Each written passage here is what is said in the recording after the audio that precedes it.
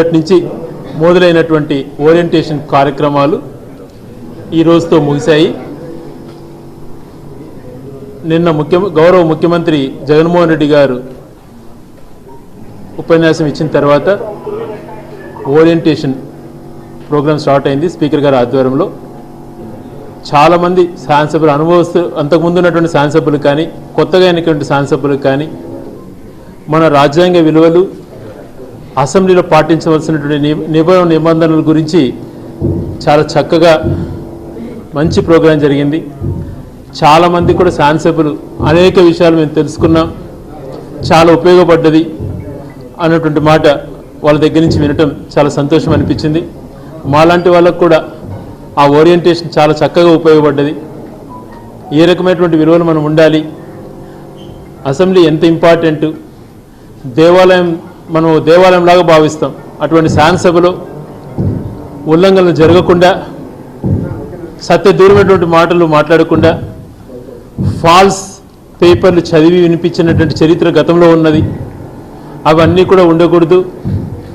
అసెంబ్లీలో పాటించవలసిన విలువల గురించి కానీ, ఏ రకమైన సమయాన్ని ఏ రకంగా వినియోగించుకోవాలి, 01 ఎలా వినియోగించుకోవాలి, క్వశ్చన్ అవర్ ఇంపార్టెన్స్ గురించి కానీ, తర్వాత షార్ట్ డిస్కషన్స్ విషయంలో, ప్రైవేట్ బిల్ విషయంలో ఇట్లాంటివన్నీ కూడా చాలా సుదీర్ఘంగా వివరించడం జరిగింది. పిఆర్ఎస్ సభ్యులు కానీ, పెద్దలు ఐవీఆర్ కృష్ణారావు గారు కానీ, ధర్మాన ప్రసాదరావు గారు కానీ, ఇటువంటి వాళ్ళంతా కూడా వాళ్ళ అనుభవాలతో పాటు దానికి ఉన్నటువంటి విలువల గురించి చాలా చక్కగా చెప్పారు. చాలా గౌరవం పెరిగింది సభ పైన.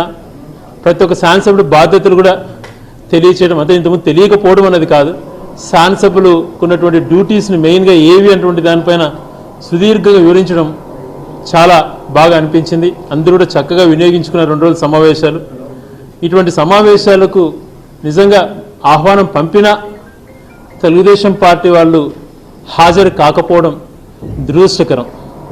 గతంలో ఇలాంటి ట్రైనింగ్ క్లాసెస్ పెట్టినప్పుడు గ్రాండ్ కాకతీయాలో పెట్టి దాదాపుగా 2.5 కోటి పైన ఖర్చు పెట్టిన పరిస్థితులు.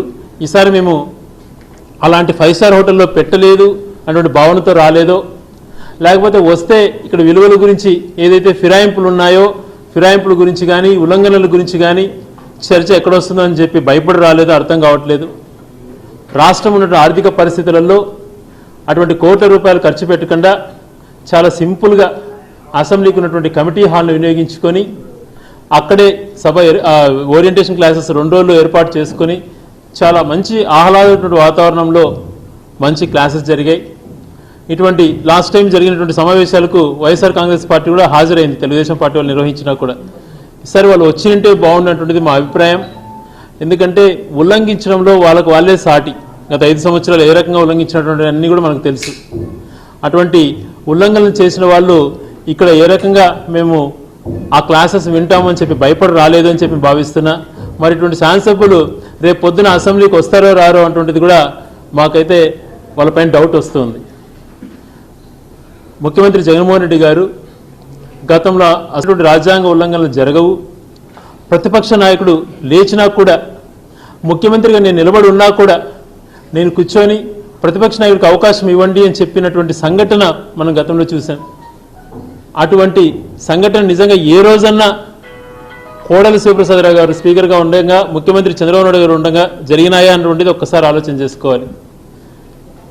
రాజ్యాంగాలు ఉల్లంఘించారు, చేయాల్సిన పనులు చేయలేదు, చట్ట వ్యతిరేక కార్యక్రమాలు జరిగినాయి.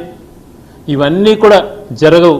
ప్రజాస్వామ్య విలువలు కాపాడుకుంటూ శాసనసభ్యుల ఒక బాధ్యతను అనునిత్యం గుర్తుపెట్టుకొని రాష్ట్ర శ్రేయస్సు కోసం ఖచ్చితంగా శాసనసభ్యులు అందరూ కూడా వైఎస్ఆర్ కాంగ్రెస్ పార్టీకి సంబంధించిన 151 మంది శాసనసభ్యులు కట్టుబడి ఉన్నారు. విలువలతో ఉండాలి. అవినీతిమయం ఏ రకంగా అవినీతిమయమైందో ఈ అవినీతిని పారదోలి, అవినీతి అనేటువంటిది లేకుండా సామాన్య ప్రజలకు కూడా ప్రతి ఒక్కటి చక్కగా వినియోగించుకునే విధంగా ప్రభుత్వం ఉంటుంది అని చెప్పి మేము భావిస్తున్నాం. ఆ రకంగా మా ముఖ్యమంత్రి గారు మెసేజ్ ఇవ్వటము, ట్రైనింగ్ క్లాసెస్కి ఇచ్చినటువంటి సుదీర్ఘంగా ప్రసంగించినటువంటి ఐవీఆర్ కృష్ణారావు గారు అనేక సంఘటనలు, ప్రస్తుతం జరుగుతున్నటువంటి పరిణామాలు ఎలాగైపోయిందంటే రాజకీయాల విలువలు దిగజారు చేశారు.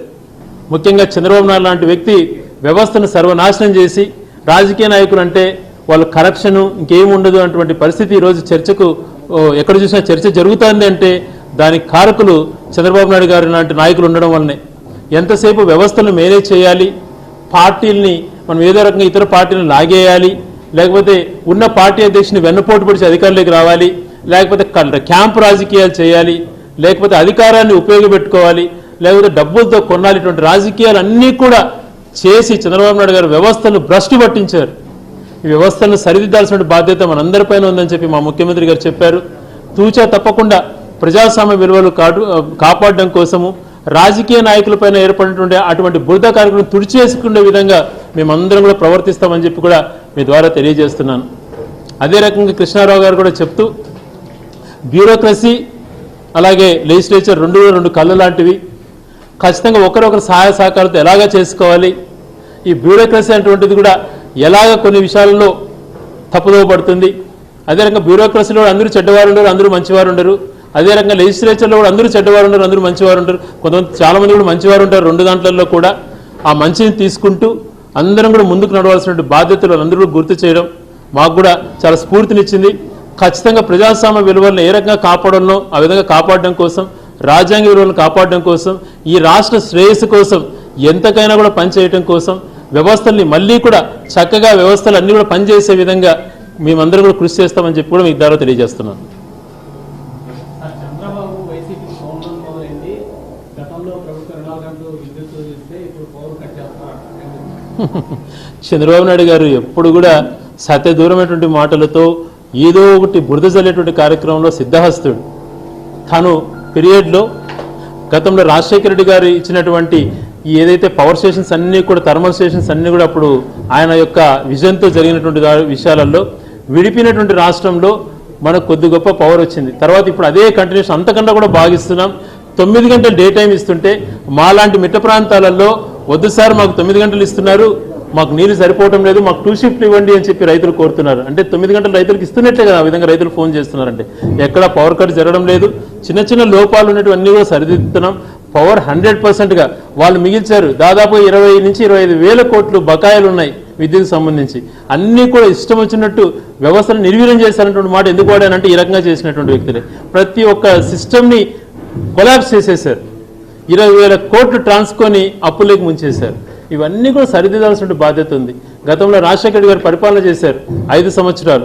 ఏ రోజు కూడా డెఫిసిట్లోకి రాలేదు. తన పరిపాలనలో అన్నింటిలో కూడా చంద్రబాబు నాయుడు మించినటువంటి అప్పులు కూడా తీర్చుకొని సర్ప్లస్కి తీసుకున్నటువంటి ఘనత రాజశేఖర గారికి గతంలో ఉన్నింది. ఆ రకంగా ఇప్పుడు కూడా జగన్మోహన్ రెడ్డి గారు అన్ని రకాల వ్యవస్థను సరిదిద్దడం కోసం కూడా జరుగుతాను.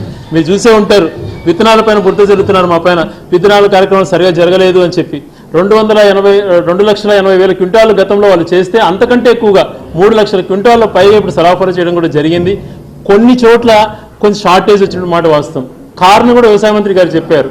ఎందుకంటే గతంలో పంట పూర్తిగా రాకపోవడం వలన విత్తనకాయలు కొన్ని కూడా సేకరించలేకపోయినారు రైతులు. డిమాండ్ ఎక్కువగా పెరిగింది 1,50,000 క్వింటాలకు. దానికి సంబంధించి కూడా డే అండ్ నైట్ వర్కౌట్ చేస్తున్నారు, పబ్లిసిటీ ఇచ్చుకోకుండా. వాళ్ళది కేవలము ఆ ప్రెస్ మీట్లను పెట్టేసి మేము అవి చేసిన ప్రజలకు ఏమి అందేటివి కాదు.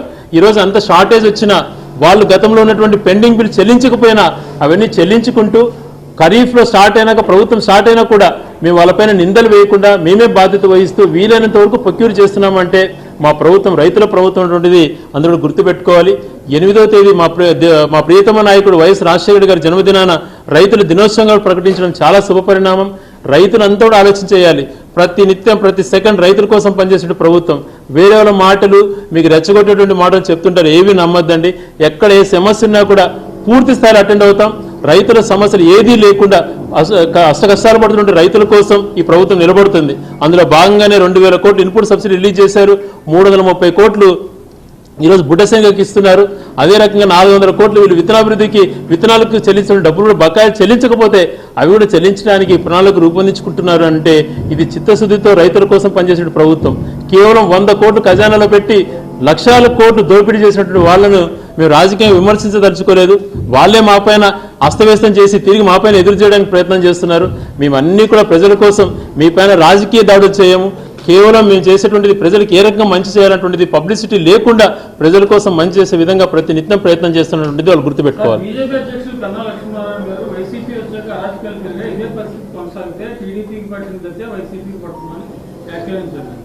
వైఎస్ఆర్ కాంగ్రెస్ గవర్నమెంట్ వచ్చి 30 రోజులు అయిందండి. మేము ఏ రకంగా అరాచకాలు ఎక్కడ చేసామో కొన్ని చెప్పండి సంఘటనలు. కేవలం ఎల్లో మీడియా బురద జల్లేటువంటి కార్యక్రమం. ఈరోజు కాకాని గోవర్ధన్ రెడ్డి గారు అసెంబ్లీలో సాక్ష్యాధారాలతో సహా చూపించారు. అక్కడ ఏదో అక్రమ సంబంధం కేసు భార్యాభర్తలు వాళ్ళేదో చేసుకుంటే రాజకీయ హత్యగా చిత్రీకరించి దాన్ని కూడా హడావిడి చేశారు. మళ్ళీ వాళ్ళ భర్తనే చెప్పాడు ఇది మా ఏదో అక్రమ సంబంధం కేసు అనేటువంటి పరిస్థితులు వాళ్ళు చెప్పారు. ఇటువంటి కేసులన్నీ కూడా భూతత్వంలో చూపించి ఎల్లో మీడియా ద్వారా రాయించుకుంటున్నారు తప్పితే ఎక్కడ కూడా కక్షలకు కార్పణాలకు వెళ్ళకూడదు, మనకు ఒక దెబ్బ తగిలినా మనమే ఓర్చుకొని ఉండాలా అనేటువంటి నాయకుడికి చెప్పారు.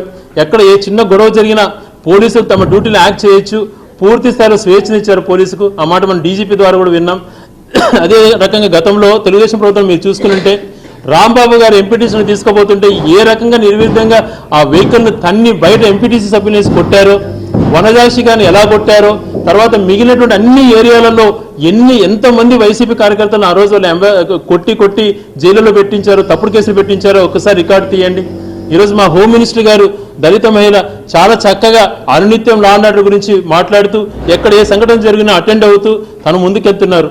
ఏ ఒక్కదాన్ని ప్రోత్సహించే విధంగా మాట్లాడలేదు. కలెక్టర్ కాన్ఫరెన్స్లు జరిగితే మొట్టమొదటిగా చంద్రబాబు నాయుడు గారు పిలుపునిచ్చింది మా వాళ్ళకు న్యాయం చేయండి అంటే మా పచ్చ చొక్కాల వాళ్ళకి న్యాయం చేయటువంటి కలెక్టర్ కాన్ఫరెన్సెస్లో ఎస్పీ కాన్ఫరెన్సెస్లో మాట్లాడే దౌర్భాగ్య ముఖ్యమంత్రి చంద్రబాబు నాయుడు గారు. అదే మా ముఖ్యమంత్రి ప్రజలంతా సమానము, మాకు ఓటు వేయని వాళ్ళు కూడా మా వాళ్ళే, వాళ్ళు కూడా బాగా చూసుకోండి అని చెప్పినటువంటి పిలుపునిచ్చినటువంటి వ్యక్తి జగన్మోహన్ రెడ్డి గారు. వాళ్ళిద్దరి మధ్య ఉన్నటువంటి తేడా ఒకసారి మీరు గమనించండి. ఈరోజు కన్నా లక్ష్మీనారాయణ గారు మరి ఎందుకు అలా మాట్లాడారో ఒక్కసారి తను ఆలోచన చేసుకోవాలి, రిపోర్ట్ ప్రాపర్గా తెప్పించుకోవాలి. ఎల్లో మీడియా న్యూస్ చూడకుండా తన వాస్తవాలు తెప్పించుకొని నిజంగా ఎవరు దాడులు చేస్తున్నారో ఒకసారి ఆయన కరెక్ట్గా రిపోర్ట్ తెప్పించుకొని మాట్లాడితే బాగుంటుందని చెప్పి కన్నా లక్ష్మీనారాయణ గారు సూచిస్తున్నాం. అనవసరంగా ఏదో ఎల్లో మీడియాలో చూసి లేకపోతే వాళ్ళు తప్పుడు సంఘటనలు చూపించేదాన్ని ఇది ఇన్ఫ్లుయెన్స్ కావద్దు. ఎందుకంటే నేను నెల్లూరు ఎగ్జాంపుల్ చెప్పాను. అటువంటి వీళ్ళు చూపించే దాడులు అట్లాంటివే. ఇది అక్రమ సంబంధం కేసులో కొట్టుకునేటియో లేకపోతే ఏదో చిన్న బోరింగ్లు కాడ గొడవలు చేసుకునేవి చూపించి వైసీపీ దాడులు అని చెప్పి రాయిస్తున్నారు. సరైనటువంటిది కాదు. వైఎస్ఆర్ కాంగ్రెస్ పార్టీ ఎప్పుడు కూడా ఎలక్షన్స్ వరకే రాజకీయాలు చేస్తుంది. ఎలక్షన్స్ తర్వాత ప్రజలందరూ సమానమే, అందరికీ సమన్వయం చేయనటువంటి బాధ్యతతో పనిచేస్తుంది. మీరు గతంలో కూడా చూశారు రాజశేఖర రెడ్డి గారు ప్రజలంతా ఒకటే, సంక్షేమకులు అందరికీ ఇవ్వాలన్నటువంటి తన పాలన కేవలం పచ్చొక్కాలకే ఇవ్వాలని చెప్పేటువంటి చంద్రబాబు గారి ఆలోచనకు చాలా వ్యత్యాసం ఉంటుంది. రాజశేఖర రెడ్డి గారు ఎలాగ ఆలోచన చేశారు అంతకన్నా మంచిగా జగన్మోహన్ రెడ్డి గారు ఆలోచన చేస్తారన్నటువంటిది మీరు ఆలోచన చేయాలని చెప్పి మీ ద్వారా కోరుతున్నాను.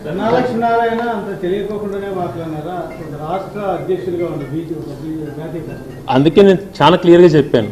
కన్నా లక్ష్మీనారాయణ గారు కొన్ని న్యూస్ ఛానల్స్లోనో ఎల్లో మీడియాలో చూసి మాట్లాడిండొచ్చు. పూర్తి స్థాయిలో రిపోర్ట్ తెప్పించుకొని ఎవరు దాడులు చేస్తున్నారో పూర్తి రిపోర్ట్ తెప్పించుకొని మాట్లాడితే బాగుంటుందని చెప్పి తనకు నేను సూచిస్తున్నాను. ఎందుకు సూచిస్తాను అంటే హడావిడిగా కన్నా లక్ష్మీనారాయణ గారికి ఎక్స్పీరియన్స్ లేదనో లేకపోతే కన్నా లక్ష్మీనారాయణ గారు జూనియర్ పొలిటీషియన్ నేను మాట్లాడట్లేదు. తన ఎక్స్పీరియన్స్ చాలా రాజకీయటువంటి అనుభవం ఉన్నటువంటి వ్యక్తే. కానీ ప్రాపర్గా న్యూస్ తెప్పించుకొని వాస్తవాలన్నీ కూడా ఇట్లాంటి కుటుంబ తగాదాలు లేదా అక్రమ సంబంధాలు కూడా వాళ్ళు అంటగట్టినటువంటి ప్రయత్నం చేశారు. అటువంటివన్నీ కూడా ఏది కరెక్ట్ ఏది రాంగో తెప్పించుకొని ఇంకోసారి మాట్లాడితే బాగుంటుందని చెప్పి సూచిస్తున్నాను.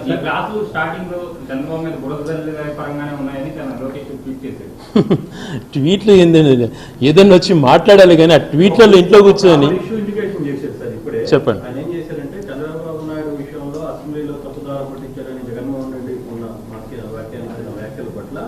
కొన్ని గతంలో జరిగిన కాపర్ కటింగ్ అని కూడా పోస్టులు చేస్తూ ఇది కావాలని అతను పూర్తిగా అవగాహన లేకుండా ముఖ్యమంత్రి మాట్లాడారు. ఇది వాస్తవంగా చంద్రబాబు నాయుడు బయట పెట్టిన తర్వాతనే సరిదిద్దుకున్నారు అప్పుడు ముఖ్యమంత్రి రాజశేఖర రెడ్డి. పూర్తిగా అవాస్తవం. గతంలో అసెంబ్లీలో జరిగినటువంటి సంఘటన మీకు మళ్ళీ ఇంకొకసారి గుర్తు చేస్తున్నా. ఎల్లంపల్లి ప్రాజెక్టుకు సంబంధించి దొంగ డాక్యుమెంట్ ప్రొవైడ్ చేశారు స్పీకర్కి. తర్వాత ఆ రోజు సభ రాత్రి 1 గంట 2 వరకు జరిగినటువంటి సంఘటనలు మీరు గుర్తుపెట్టుకోవాలి. ఎందుకంటే మేము కూడా ఆ రోజు శాసనసభ్యుడు కాకపోయినా కూడా అప్పుడు రాజశేఖర రెడ్డి గారు అసెంబ్లీలో ఉన్నప్పుడు అక్కడ జరుగుతున్నటువంటి ఆయన ఇస్తున్నటువంటి మాటలను చూడటానికి ప్రతి ఒక్కరూ ఎదురు చూస్తుండే వాళ్ళం. ఆ రోజు సభ నేను కూడా చూశాను. చెప్పిన తర్వాత తను డాక్యుమెంట్ ప్రొవైడ్ చేసిన తర్వాత ఇది తప్పు డాక్యుమెంట్, మీ ఒరిజినల్ డాక్యుమెంట్ ఇది కదా అని అంటే చంద్రబాబు నాయుడు గారు లేచి మేము డెలిబరేట్గా తప్పుడు ఇచ్చాము, మేము కావాల్సిందల్లా ఇచ్చామన్నటువంటి మాట చెప్పారా లేదా అని చెప్పి మళ్ళీ ఒకసారి రికార్డ్ చూసుకోమని లోకేష్ గారు ఏదో ట్వీట్ అని చెప్పి బుద్ధా వెంకన్న కూడా మొదలుపెట్టి ఆ ట్వీట్ చేయడం. ఇలాగ ఆ ట్వీట్లను ఆ ట్వీట్లు ఏందో నవ్వు వచ్చేటువంటి పరిస్థితి. మీరే ఆలోచన చేసుకోండి ఆ ట్వీట్లోకి ఎంత వాల్యూ ఉంది అన్నటువంటిది. బుద్ధా వెంకన్న ట్వీట్ కూడా ఫాలో అయ్యే పరిస్థితి వచ్చిందంటే ఇంకా కర్మ, అది మన కర్మ.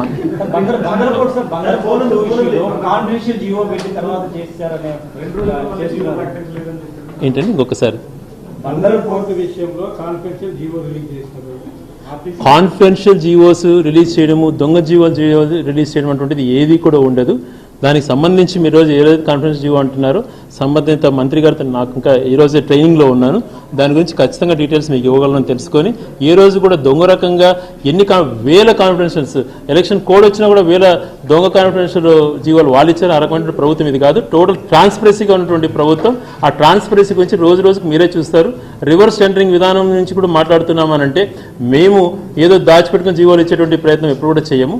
ఆ వాస్తవాలు మీకు ఖచ్చితంగా ఒక రోజులో మీకు వివరిస్తాం. అదే అండి ఈరోజు మీరు అడిగారు కదా కాన్ఫిడెన్షియల్ డివోస్. మేము ఏది కూడా ట్రాన్స్పరెన్సీ అనేటువంటి మాటకు మేము చూపిస్తామన్నటువంటి ముఖ్యమంత్రి మాట్లాడుతున్నారంటే కాన్ఫిడెన్షియల్ జీవోస్ పెట్టుకోవాల్సిన అవసరం మాకెందుకు వస్తుంది? ప్రతి ఒక్క దాంట్లో ట్రాన్స్పరెన్సీ ఉంటుంది అనేది. మీరు పూర్తిగా ఆ కాన్ఫిడెన్షియల్ జీవోస్ ఏవైతే ఉన్నాయో ఆ కాన్ఫిడెన్స్ జీవోస్ మీరు అంటున్నారో ఆ జీవోస్ను కూడా మీకు అది ఏంది, ఆ జీవోస్ ఏంది అనేది కూడా మీకు కనుక్కొని మీకు తెలియజేస్తాం.